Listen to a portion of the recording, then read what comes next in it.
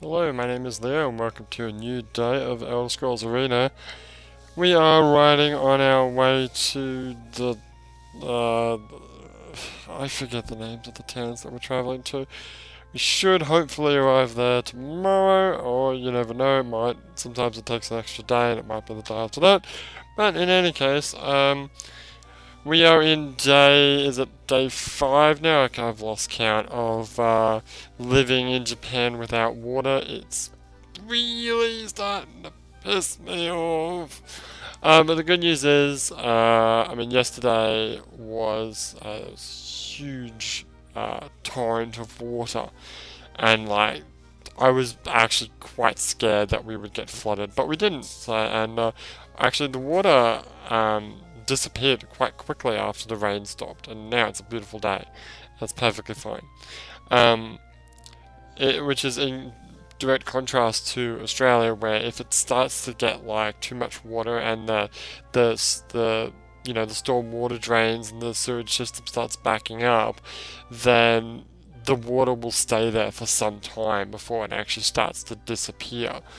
Um, which is interesting. I was actually dead set that it would be the opposite of that because of the fact that, well, let's just say that this storm water drain is just basically a tiny little aqueduct that runs alongside the houses. That if you don't drive into your driveway not well enough, you will instead slip off into it. It's just basically driveways aren't driveways per se. They're actually bridges that bridge the gap between the road and the house.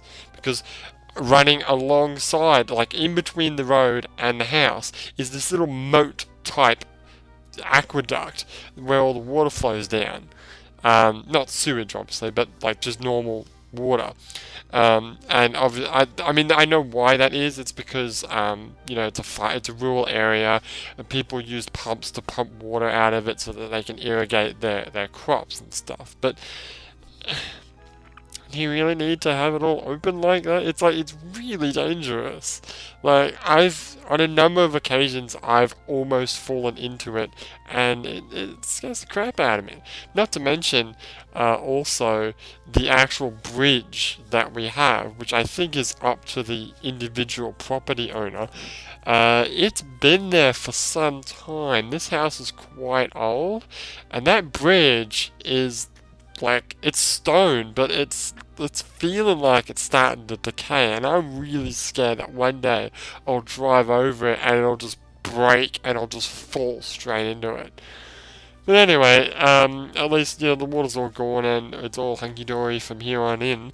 Um, but yeah, still no water, so I still have to flush the toilet with a bucket of water, and it's a pain in the butt, and take showers by going to onsens, which is great. One other thing that happened yesterday, which is a bit silly, I've been given use of a Pajero Mini, which is a car. Think of a Pajero, a Mitsubishi Pajero, only a tiny, cute, little chibi little brother version of it. Like, it's really cute. It's like this tiny little thing. Um, but it is a four-wheel drive, and it confused me because, okay, so it's an automatic car, which is fine. I can drive manual, but that's fine. Automatic makes life easier for me. You've got, okay, in the middle, like in between the driver's seat and the passenger seat, you've got two gear sticks. One is your standard automatic gear stick, which changes it from, park to neutral to reverse to drive, and 1 and 2. You've always got the 1 and 2 that nobody ever uses, unless you're driving up a giant hill, which I never do. Then there's another gear stick slightly behind that.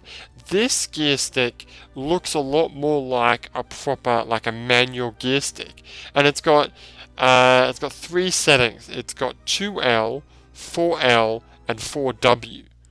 Right, so down the bottom is 2L, then you've got in the middle is 4L, and then the top is 4W. And I didn't have a freaking clue what these things were. I had no idea. One day, I stupidly changed the setting. Now, in order to change it, what this is how you change it into four-wheel drive mode. 2L is just two-wheel drive. I don't know what the difference between 4L and 4W is. I do not know. I don't know what the L stands for. Or the W, I'm assuming, stands for wheel, so I guess 4W, which is the top one, is like proper four-wheel drive. But I don't know what 4L is. I don't know why you'd use it. Anyway, to change gears, you got to push down on this thing really hard, and then jam it up, and that's how you change gears. Yeah, so I changed it because I thought that the setting that we were in was the wrong setting. And like if you're in four-wheel drive, you don't need to be. You're going to be wasting petrol. And this thing guzzles petrol like crazy. And petrol, as you know, is not very cheap these days. So I changed the gear, and I must have changed it into 4L or 4W. I think I changed it to 4L. And then the car started like a little light came on in the HUD. And I was like, oh crap, that light doesn't look good. It's the light that means you've changed it into 4W. I found out later, but at the time I was like, oh crap, this is bad. I gotta change it back. I couldn't change it back.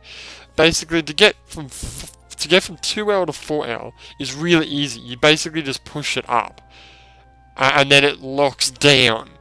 And then to get from 4L to 4W, you push it down and push it up, and it's pretty easy. And to get back from 4W to 4L is really easy too.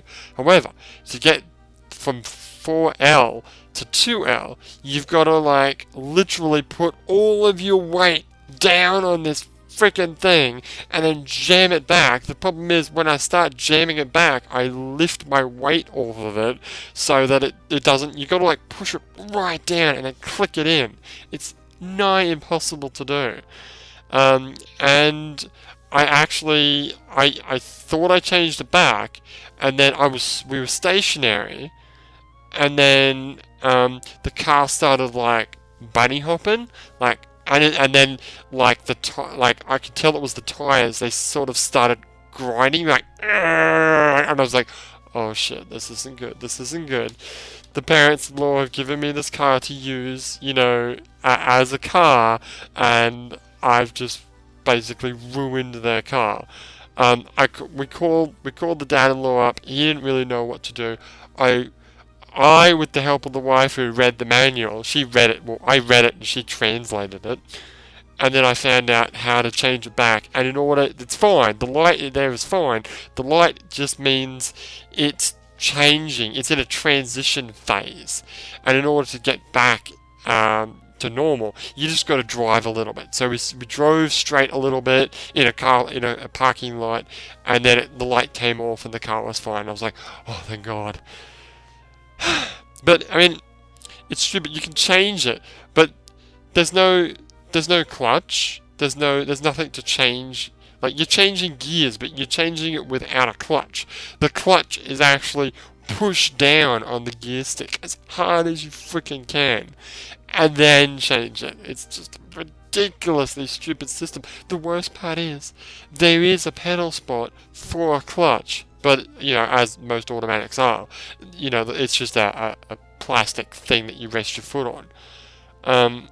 Then again, if it was there, people would be probably pressing it by accident, and I suppose it's better that it's not there, but dude, frig it out. But anyway, at least I've learnt my lesson from that. Won't be touching that stick anymore. But anyway, tomorrow we should arrive at the next town. You might have noticed yesterday, I didn't announce it yesterday, but the Dragonborn is finished now, and you will have noticed that yesterday, instead of Dragonborn, was a Marvel Ultimate Alliance video. On Monday, there will be another Marvel Ultimate Alliance video, so watch out for that. It'll be the last Marvel Ultimate Alliance video for a time, because I'm in Japan and the rest of the boys are over in Australia, so we can't actually do videos anymore. New videos anyway. So we'll be moving on to another series. I think next week is going to be, that's right, yep, some more Halo 2. with me and Avo. So tune in for more Halo. But for now, my name is Leo, and I will see you next time.